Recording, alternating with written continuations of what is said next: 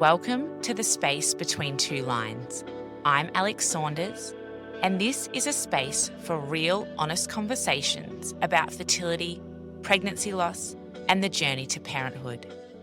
Here, we hear the stories of people navigating the highs, the lows, and everything in between. A place to feel seen, understood, and less alone. Because every story matters, and so does yours. Welcome back to the space between two lines.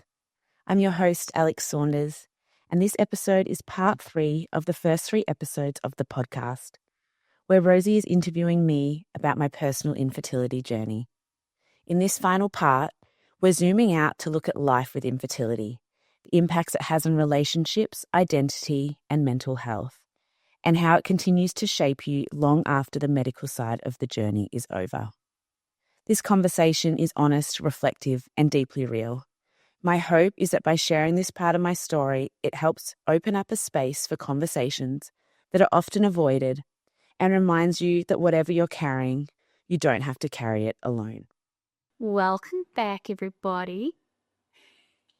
Today we're talking about navigating mental health, relationships, and life in general through the wild journey that you've been on. So do you remember how it felt when you initially decided that you wanted to have a second child? It was exciting. It was the way that I've always pictured my life, is having multiple children. So in the beginning, it was kind of something to look forward into the future. And yeah, we were excited to grow our family. It felt good. It felt exciting. A lot of people around us, like my whole mother's group, were all kind of trying for their second baby too. So it kind of felt like the right time. I feel like a lot of the time when if they've had one baby, their baby turns 1, that's when everyone's like, oh, okay, I can have another one now. So yeah, for us, it was, something that we were looking forward to.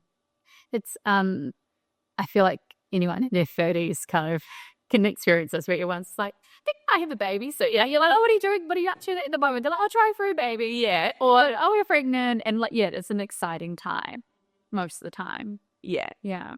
And it's also in saying that it was exciting, I also kind of already had a bit of weight on me knowing that Oliver happened quite easily for us, but it was with support.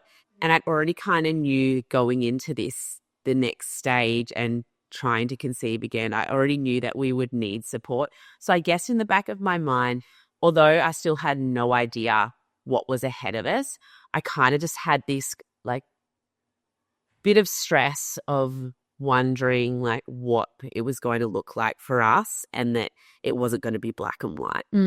Yeah. And how did, I guess, like, as it became more obvious that it was not going as easily as it was the first time, like, how did your mindset shift? How did your relationship shift? Like, what did that look like for you? It just started becoming really stressful. I started feeling like I was the only person in the world that couldn't get pregnant. I felt scared. I didn't know if we were going to be able to have another baby. I felt a lot of pressure. I was putting a lot of pressure on myself. I felt external pressure, but I don't think I was receiving external pressure. I think it was more like the social norms and the stigma around having children that I was putting like that pressure on myself. And then I guess everyone starts announcing, I just remember as well specifically like with my mother's group, everyone starts announcing that they're pregnant with their second baby, and with every announcement, this extra weight gets pulled on me, and it just started becoming really stressful. And I think in the beginning, it was okay, like it didn't cause too much stress on our relationship in the beginning when things started getting hard. Like, it was more as we moved into needing additional support and IVF and all those kinds of things that really took a toll on our relationship. But yeah, in those early days, I think it was more me putting a lot of stress on myself. And I'm a very type A personality in a sense that if I want to do something, I will just do it. And if I can't, like, I have to do what I want to do, if that makes sense. So when that wasn't happening and I was losing control of that, I started spiraling. Yeah. The pressure one is an interesting one, though, because society does, like, even the most well-intended friend or family member, like, I'm sure I've done it many times. Yeah. Like, have you started trying for your second baby, or like, when are you going to do that? And you want it, to your point earlier, like, it's meant to be this exciting time, and you just never know, like, what people are going through. I think as well, I was quite open in the beginning when we did decide we wanted to start trying for a second baby. I was like to my friends, like, yeah, we're trying. Oh, I probably won't be able to do that because I'll probably be pregnant. For example, your hands will, you had a strict plan to Bali, and in my mind, I was like, oh, well, I'll be pregnant or have a baby by then, so probably won't be able to go. So I guess when you start being open about those things and then it's not happening, you have this extra pressure that everyone around you is going to be thinking like that you're pregnant and you're not, and you're already struggling so much to get your head around that for yourself, and then feeling that extra pressure that you've got eyes on you, which again, like, as I said, I think a lot of it was in my own head, but yeah, it was just this extra weight.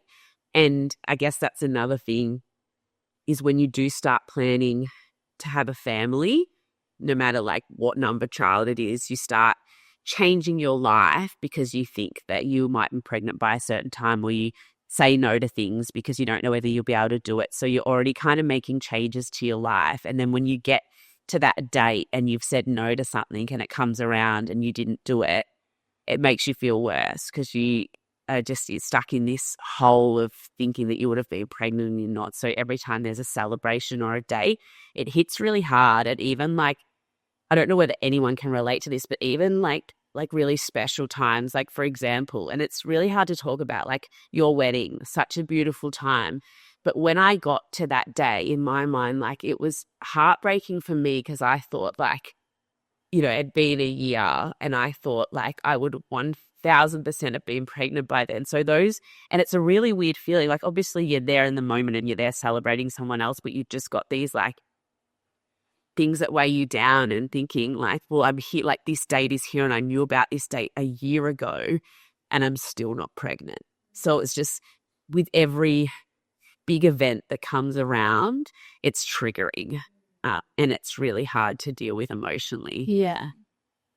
There was like a time where like you were organizing like a baby shower for one of our friends. And I just remember at the time being, because you were so insular about it, but I remember, I wonder how this is for Alex. Yeah. Now I'm like, it was probably really freaking hard. Yeah. But you also still like want to show up for friends. So it's like, how do you balance that where you're like wanting to kind of do what's best by you and like set boundaries for you, but also like still show up for the people in your life? Like, what did that look like for you? It's really hard because even though you're having all of these feelings, you are still so excited for the people around you. And although hearing a pregnancy announcement sometimes can feel like a bullet to the chest, you're still happy for that person, but it's just a really hard feeling to describe. You're just sad for yourself. And it took me a really long time to actually acknowledge that I, number one, needed to set boundaries for myself and then to actually set them. Like with our friend's baby shower, I actually thought like, I'll be fine. But when I was doing it, I wasn't fine. But it took me a long time to be able to admit to myself that I wasn't fine doing those things and to be able to pull back from that. And I think it would have been a good year or so before I even started doing that. I think that maybe it took us having a pregnancy loss for me to really pull back and really set some boundaries for myself and acknowledge that I needed to focus on myself and that the people around me that loved me would be on the other side and they would respect that. Yeah. But sometimes you're worried about, how someone else will feel. And if you don't show up for someone, whether there'll be repercussions of that, which there never should be. Fans should understand. But again, if you haven't been through infertility, you might not understand, and it's not your fault if you don't understand that either. It took me a while to set boundaries, but I think when I did and when I really acknowledged within myself that I really needed to focus on myself and what I needed at that time, it was good for me. Yeah, it took you a while to kind of do that. But I remember, I think it was just after you'd had your miscarriage and you like came over for like 20 minutes. Yeah. But off the back of that, like you said, I don't know if I'm going to be able to calm. I don't know if I'm going to like how I'm feeling. Yeah. And then you also were like, you text me over one day and you're like, I just need space right now. This is like really hard. Yeah. And I just remember, and I guess like if I could give advice to anyone who's going through stuff, like being on the other side of it, it's like telling people how to care for you and what you do and don't need actually makes like your life easier and their lives easier as well. Because sometimes it's like friends or family, you just have no idea what to do. Yeah. And when you were like, I'm okay, I'm heartbroken, I'm going to need some space. Yeah. I was like, cool. Yeah. I'm not being a bad friend by like leaving you be. Yeah. And I think over time you've got far stronger at kind of communicating what you need. And I think that's like, obviously everyone's on their own journey to like figure that out. But that's probably helped like you be able to process things without feeling the pressure that no one else is putting on you, but that you feel like has been put on you. Yeah, 100%. And I think that I have always had this like happy-go-lucky persona and my life is perfect. I'm happy. And it took me a long time to be able to show to people that I wasn't okay and that was okay as well. And to tell my friends that I am really struggling. I can't show up for you right now. And it took a lot of strength, but it was the best thing I ever did. And as you said, that now moving forward with my life, with anything that I go through, I'm going to have that strength to know what my boundaries are. How did this whole journey impact your relationship with your body? I think there's different aspects of it. So in terms from a physical side of things, throughout my entire fertility or infertility journey, I continued exercising the whole way through. So from a physical perspective, the way that I saw my body didn't change too much, but certainly the way I felt about my body changed. I felt like I lost trust in my body. I didn't feel like my body was failing me, but I felt like I was always questioning the things that I was doing and wondering whether what I was doing was impacting my ability to be able to get pregnant. And the reason that we had to go through all of the different hoops and have all of the medication and all of the supports and go through IVF, I always had this constant guilt and weight of questioning everything that I was doing. So in that aspect, my relationship changed because I never really felt like I could just kind of live my life. I felt like I had to question everything I was doing and I felt guilty. Even if I had a drink, I would feel guilty.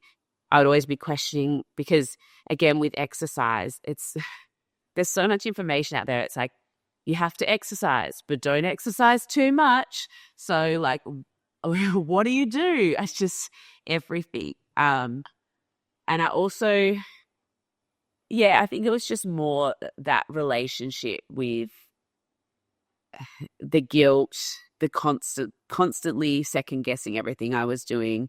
And then also just wondering like why my body wasn't doing what it's meant to do, and looking at all these amazing women around me and they were able to naturally get pregnant. And what was I doing wrong? And was it PCOS or is it just you don't know, like the doctors couldn't say why? Well, that's a big part. Well, a big part of it taking us so long to get pregnant is PCOS. But when we were doing the cycles where everything was timed, I still wasn't getting pregnant. So I guess, again, it's like, I don't know whether a lot of people talk about the stress that you put on your body and all those kinds of things. So I don't really have an explanation for why I wasn't getting pregnant, especially when our first round of IVF, like straight away, was successful. We had one frozen transfer and my body took to it. And now I'm 16 weeks pregnant. So that happened quite easily. It could be, though, because I do have polycystic ovary syndrome, that I might have been ovulating eggs, but they weren't of good quality. So that's part of it as well. So I don't know. I never really got a full explanation as to why things weren't working. I guess I spoke about in the first episode, one of my ovaries is a bit lazy and doesn't ovulate the way it should. And then the other one does. So I don't know whether, that has an impact on it as well. And how did that impact your relationship with your family? Like, did you feel like that, like, I've done everything I possibly could and this still isn't working? Like, did you feel like it was on you, or did you, by the end, understand that it was? There was so many. It's really hard when you are the person doing the doing. Everything ultimately falls on you. Like, there's little things your partner can do to show up for you, or the people supporting you can do to show up for you. But at the end of the day, you are doing the doing. You are doing everything. And the weight of it all really sits with you. The stress of it all sits with you. And it really did impact our relationship. Nick and I have always had a strong relationship. And I know that we'll come out, and we already have come out the other side of everything we've been through even stronger. But I can really understand how partnerships can break down going through this process, because it is literally like you're in a vortex, like a pressure cooker, and you're receiving bad news after bad news, and every hit is just, it takes a toll on you, but then it also takes a toll on your relationship. And I remember, again, hard to talk about, remember just having really big feelings of resentment as well towards Nick, not because he was doing anything wrong, but because, like, he would never fully understand what this feels like and everything that I've had to go through. He just gets to keep living his life. He's not making any, I mean, he did make some lifestyle changes as well to make sure he was as healthy as he possibly could, because there needs to be a sperm and an egg to get pregnant. But again, like, that was nothing compared to all the things that I was having to go through constantly. So I think that put pressure on our relationship. Also, the hormones. Me as a person, I know, and I'm sure if you talk to him, he would have dealt with a lot, because you are so up and down all the time. And just like, if you think about a normal cycle for women and how they feel in the lead up to their period, it's in tenfolds when you're on these hormones. And it's just, you, like, as I said, I was a completely different person. So I'm sure that was really challenging for him.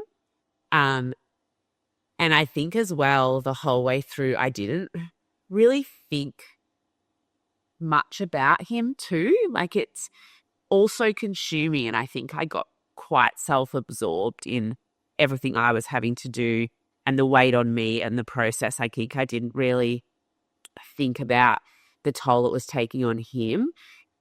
And at times that was a lot as well, because then he would be open about or bring up, like, that it's hard for him as well. And I've kind of had never really even put my mind there, which is really awful to say, but you're going through so much yourself.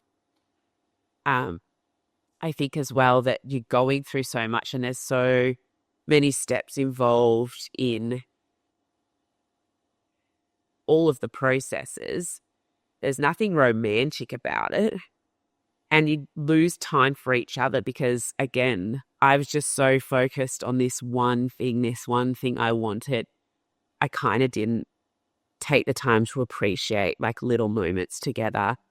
And I think we missed out on a lot of those just, like, nice little moments together. I think we're getting them back now, but you don't realize it at the time when you're also consumed by something.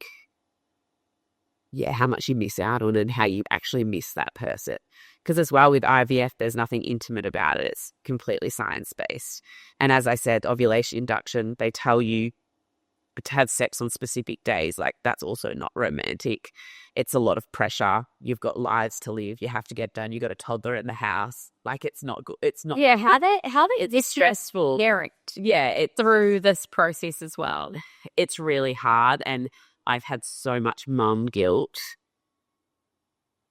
for the last year and a half, because I just felt like there's been so many moments that I haven't been present, even when we had our pregnancy loss. And as I said, it's like you're in a vortex and you're not appreciating the little moments. Like, I don't think Ollie would have ever really noticed because he's so little, but I know that I've missed moments and I felt like I haven't been the best mum I possibly can be, because I haven't like really appreciated certain moments with him, which I'm really appreciating now. But it makes me emotional to think about it, because I just feel like the last year has just been such a blur and I've been so focused on this one thing. I haven't been like looking around at like all the beauty that I had. Although, like I said, he did carry me through a lot of it, I still didn't appreciate like what I had, I don't think, because I was just so desperate for this other thing. So yeah. I don't know. I feel like I've heard a few times over like the years people say, well, like, at least you got one. Oh, yeah. You know, I think it's like, at least you have Ollie. Yes. 100%, because he, has carried you through. But that comment, I can't understand how that would go well for anybody. No, and I think like I've got a little list of things that you should not say just to anyone in. Oh my God, give us the list. Yes. So on there was, at least you've got one child. I know anyone who's going through any kind of secondary infertility a third or fourth time around, like, like you have so much gratitude and you are so blessed to have like a beautiful child, but it doesn't take away from the heartache you feel of wanting another child and not being able to necessarily have that. It doesn't make it any easier. They, as you said, like Ollie did carry me through, but it's still, it doesn't take away from any of the pain that you go through. So I just don't ever say that to someone, ever. When you're having a baby, just in general, just don't say it, because you never know what someone has gone through or is going through. Just relax and it'll happen. No, never, ever say that to anyone. Like, you think I haven't tried that? That's not going to happen anyway. If you can be just a little bit more aware of the things that you're saying, because you never know what someone is actually going through. But yeah, just saying little comments like, you don't want to wait too long to have a child, or when are you going to have another child? I remember people just said little comments like that to me, and it just like cut really deep, because I was just going through such a hard time. Things like, oh, I thought you'd be announcing you were pregnant, or I swear I thought you were pregnant. Like, I remember a comment like that just absolutely broke me. And I remember someone said to me, oh, it'll happen. It's like, well, will it? Because I'm in the middle of IVF, so nothing is guaranteed, and it can be a really insensitive thing to say, like, it'll happen, because for some people it actually just doesn't happen. So just don't. Please don't.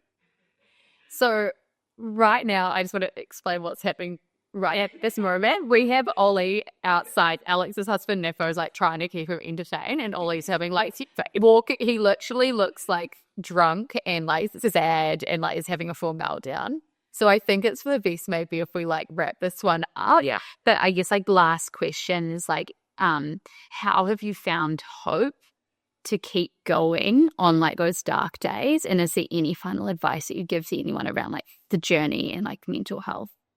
I think one thing that's really helped me is from the moment I opened up about what I was going through and my journey, it took a huge weight off for me. And it didn't necessarily make what I was going through any easier, but it was just, I don't know, I felt so much lighter once I was just open and everyone around me knew what I was going through, instead of carrying like this dark cloud around and feeling like people were thinking different things about me and whether I'd be having another baby. At least being upfront and open that we were struggling and that things weren't going well for us made it so much easier. So I guess, and it made my relationships with my friends and the people around me and people that I work with a lot easier as well. So that was something that was really helpful for me. When it comes to hope, and again, I was really lucky, but I guess I clung on to Ollie and like just the hope that I would get another child. I know that everyone's not that lucky and they could be trying for their first child, but I think I just, again, tried to find happiness in the little moments and be as present as I could be. And I just kept going. There was never a question for me of, I mean, I know that some people, their journeys are a lot longer than mine, but there was never a question of when I was going to stop. I just kept going and I kept moving through. I let on tools. So I spoke to a psychologist. I exercised frequently. I think that really, really helped. Even on the days that you just don't want to get out of bed, just getting up, going for a walk can be so helpful and so good for your mental health. Holding on to what my friend said, to keep the faith. I just kept the faith. I kept the faith that there was something more and that our time would come when the time was right. But when you are in that moment, you can't really fully understand. When you are going through infertility, time is your biggest enemy. It feels like it moves so quickly and so slowly at the same time. And it feels like you're stuck and everyone around you is moving forward and you're not moving. Well, that's how I personally felt. So I don't know, I've gone off on a bit of a tangent, but Faye, thank you so much for sharing with everyone. There's going to be some amazing other stories coming up on here. So this feels like a perfect place to wrap up the first mini-series of your experience. yeah. But yeah, you've been so generous with your story, and I'm just really looking forward to seeing this out in the wild and having everyone else be able to kind of hear from you and enjoy you, because you're an amazing woman. Oh, thank you. Thanks so much, Rosie. Appreciate you doing this. Love ya. Love you too. Let's go see Ollie. This has been The Space Between Two Lines. If you enjoyed today's episode, don't forget to subscribe, leave a review, and register on our website to share your story. The link is in the bio. Until next time.